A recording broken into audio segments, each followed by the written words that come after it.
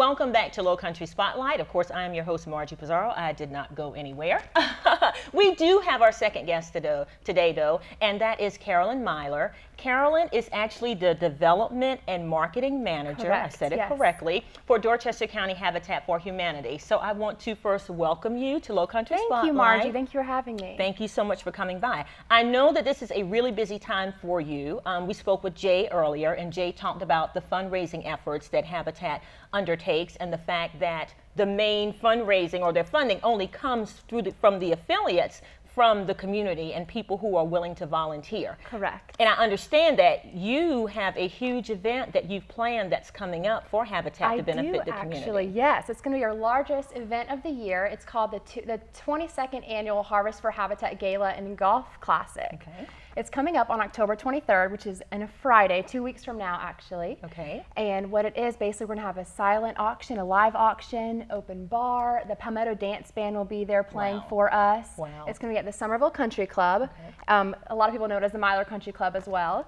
Okay. And it's going to be a great event. We expect a huge turnout, and we're very, very excited. Now, you said it's a silent auction and a live auction. Correct, yes. We've got some really, really awesome vacation packages that we've packaged together for everyone, so it's going to be very, very exciting. I hope you guys all come out and well, we're definitely going to mark our calendars, yes. And of course we will have the information about the event on our website and on our Facebook page as well. Now, in addition to this huge gala that you all have planned, tell us a little bit about some of the other efforts that you all undertake in the community. Again, in our conversation with Jay, we learned that the only way that you all are able to make it as an affiliate is because of the donations of the community. Tell us a little bit about how community members can get involved as well. Absolutely. One of our very popular ways of community involvement is our Carpenters Club, which is a pledge per each build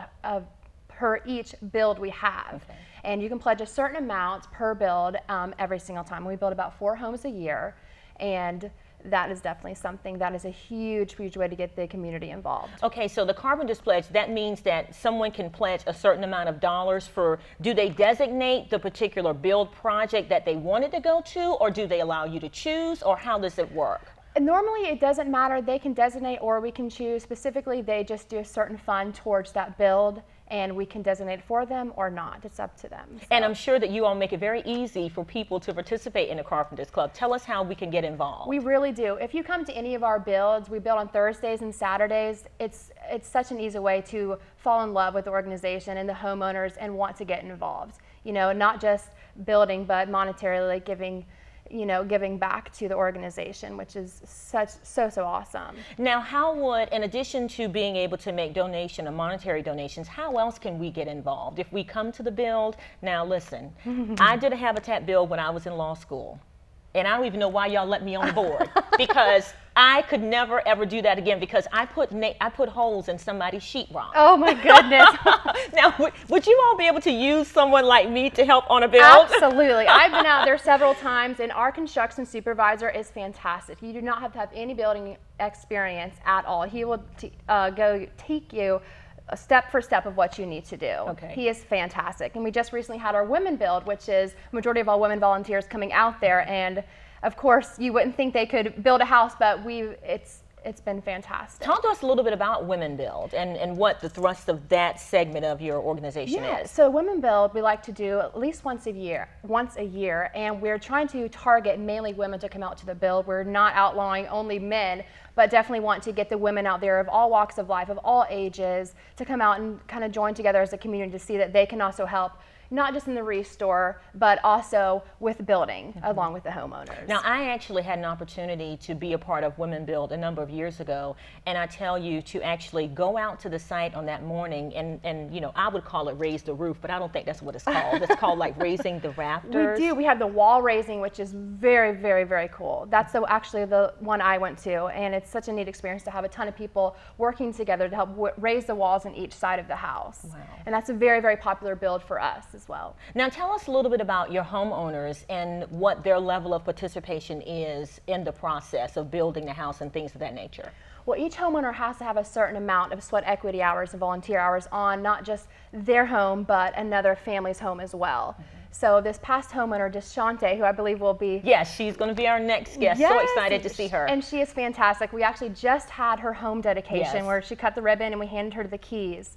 And she was out there, you know, every single Saturday, every Wow. Thursday that she could be there. And when she wasn't there, she would be in the restore. So it's very, very much of a lot of participation from the homeowners. Now, have you found that when someone is actually that invested in something that they're going to own, there's just an increased sense of pride and awareness of the process? Talk to us a little bit about that. Absolutely. It's so worthwhile, and you can just tell they genuinely care so much more when they're actually there, you know, building every single build for the home. It makes it very worthwhile for them. Okay, well, that's awesome. Now, Caroline, in addition to the gala and other ways we could participate from the Carpenters Club, tell us a little bit more about other ways that we can get involved in Habitat and help you all to become even a more successful affiliate than you are already. Absolutely. Well, we have numerous fundraisers throughout the year. We'll have different wine socials, and we'll have different themed builds and picnics and everything along those lines.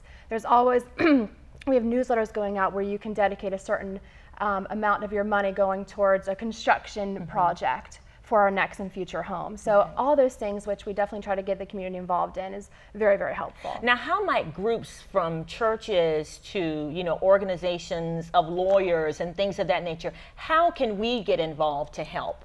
We also have sponsorships for our homes, for the builds, and depending on the level of sponsorship, you have your group that can come out and build for the day. You can pick which day it is, depending on what it is you'd like to see, we'd like to do out there. And that's also very, very helpful. That's another way we definitely get the homes, you know, built with the sponsorships along with the grants and everything. So an organization can actually say, okay, I want to be in charge of landscaping. And is that a project that they can actually take on for a particular home? Absolutely. We have a schedule of what we're doing, you know, every single week as for the home, and we can say if that's something you'd be interested in doing, we can book your group for that date, and then you can come out and you'll be doing that. One thing that was so surprising to me when I did Women Build was the fact that that home was built in like a couple of months. From start to finish, from the time we, you know, raised the rafters to the time that the family actually got the keys and went in. Tell us about how you're able to move it along so quickly. You know, it's all based on our volunteers, and our construction supervisor is awesome with having,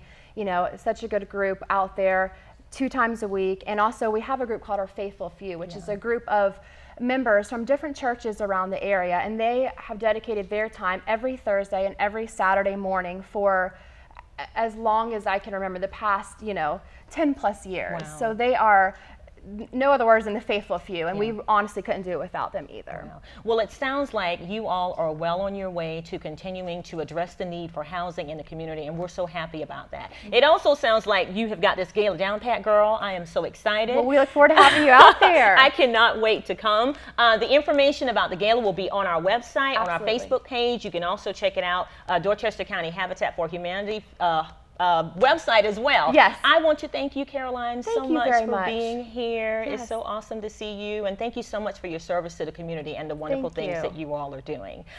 Stay tuned. Don't go anywhere. We have one more guest coming up.